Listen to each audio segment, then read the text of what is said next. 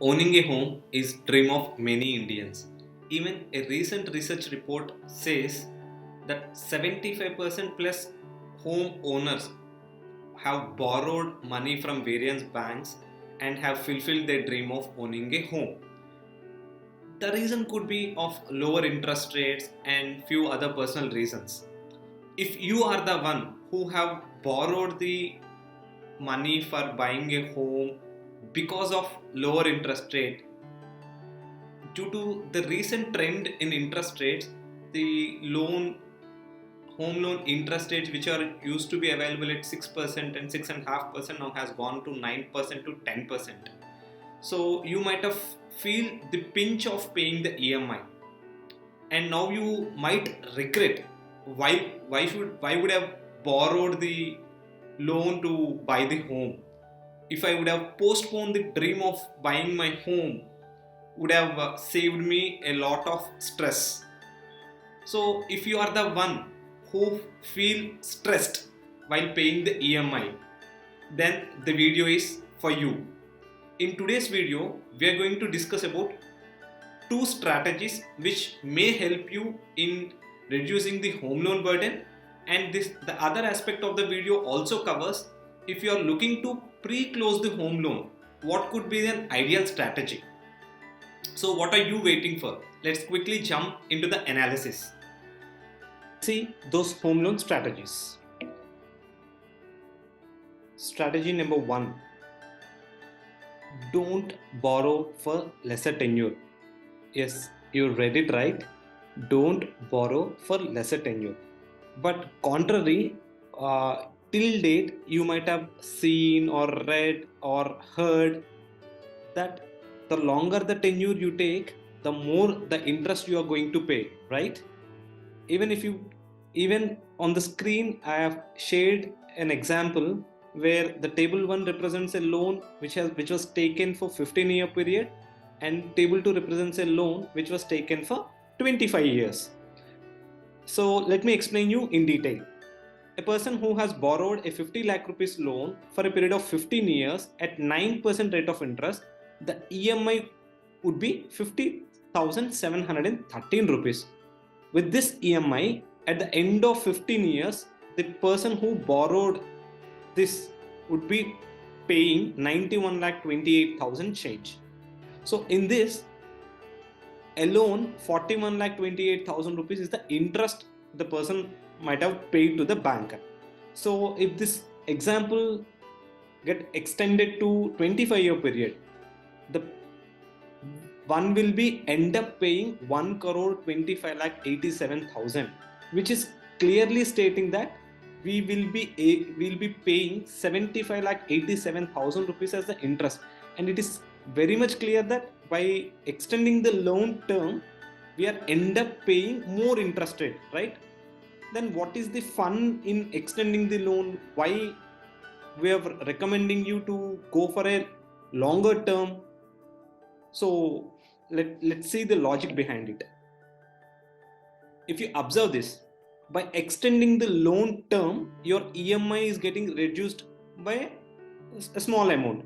Maybe in a 15-year term, you will be paying 50,713 rupees, whereas in a 25-year term, you will be end up paying 41,960. If you observe the difference between the 15-year loan term EMI and the 25-year loan term EMI, there is a difference of 8,754 rupees. Maybe for seeing this could be a very small amount, but if you could parallelly start this 8,754 rupees in a portfolio or a mutual fund scheme which can deliver 12% return at least over a period of this 25 years of the loan term, your SIP portfolio will become 1 crore 49 lakh rupees. Yes, you read it right. You will be able to produce 3 times of the home loan which you have borrowed just by extending the loan term. Now tell me, by extending the loan term to the possible extent, are we doing a sensible job or are we doing any nonsense? So one disclaimer I would like to add here is, this example may not be suitable for everyone or anyone. please do consult a professional financial advisor before taking the decision of revising your home loan or investing the differential amount into any portfolio.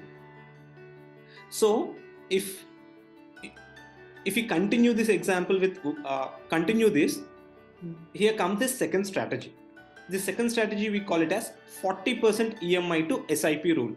So the first strategy says if the people don't have enough cushion to save more besides the home loan EMI, they can increase the loan term to the possible extent they will be allotted by the bank, and they can save that differential amount in a mutual fund portfolio. In this example, in the second strategy, if one can save more than their EMI, let's assume on the same 50 lakh rupees loan for a 20-year period, the EMI would come around 45,000 rupees. And where you would be end up paying 1 crore 8 lakh rupees is what you will end up paying, both principal and interest together. So if you see 40% of the EMI, which is 18,000 rupees roughly, if one could start this 18,000 rupee SIP for a 10-year period. Why I have taken 10-year period is, like, if you can at least continue investing this 18,000 rupees in a portfolio which can generate 12% return at least for 10-year period, still you will be able to save the 10-year time and the EMI which you are going to pay. Say in this case, an 18,000 rupees monthly SIP in a portfolio of 12% can become 40 lakh rupees. So now you might ask me this question. So is this going to match the home loan outstanding value at the 10th year? Yes. If you see here, the home loan outstanding value at the end of 120th month, that is 10th year, is 35 lakh rupees. So even if after paying capital gain taxes on the SIP portfolio, still we could match the portfolio value with the home loan outstanding at the end of 10th year. So by doing this, you'll be able to save almost 27 to 28,000 rupees of EMI for the rest of 10 years. And the best part of this is you'll be able to save 10 years. So you may ask this question: what will happen if I continue this 18,000 rupee SIP till the end of my loan term? Since I'm habituated to continue this 18,000 rupees and I'm okay now to pay this 18,000 rupees besides my EMI, then believe me, you will be able to accumulate 1.78 crore just by doing 18,000 rupee SIP, which is 40% of the EMI for the next 20 years. You'll be able to save 1.8 crore. But this example may not be sensible to everyone. Why? Because besides paying 45,000 rupees, parallelly, if one has to save 18,000 rupees additionally, may not be feasible for everyone. So you may ask me now, you have showed me the 20-year example. What will happen if I go for a 15-year loan? Or what will happen to if I go for a 25-year or 30-year loan? So you can derive the similar kind of numbers for a 25 or a 30-year loan. But for understanding sake, I have taken this example to 15-year period as well. So if the 50 lakh rupee loan has taken for 15-year period, we will end up paying 51,000 rupees as an EMI approximately. On this 50,713, the 40% of the EMI, which is 20,285 rupees. If we can continue this till the end of the term, which is 15-year period, one would be able to accumulate 96 lakh rupee 54,000. Whereas on the 50 lakh rupee loan, over a period of 15 years, we will be end up paying 91 lakh 28,000 rupees only. Even if you ask me what will happen if I continue the SIP only for 10-year period, even in that case also, you will be able to accumulate 45 lakh rupees, whereas your home loan outstanding is till 35 lakh 25,000 rupees only. Remember few things now. One thing, the interest rate which you are paying, the 9%, may not remain at 9%. This may go up or down as well. I'm not sure, or I'm not going to tell any stories or information now that this interest rate will not go further up. So, but there are, based on the past scenarios or the current economic situation, the chances of increasing the interest rate further are very less.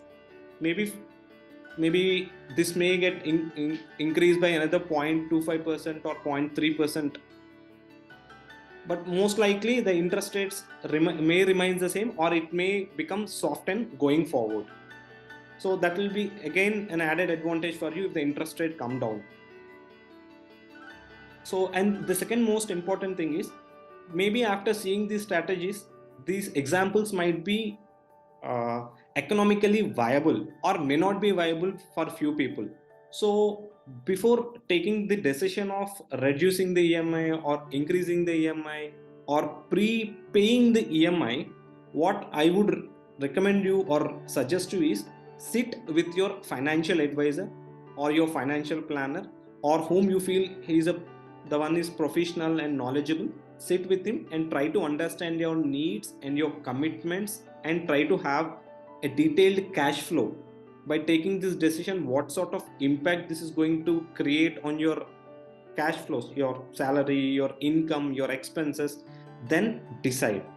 Hope the video is helpful for you to take better decisions, and keep watching us. Thank you.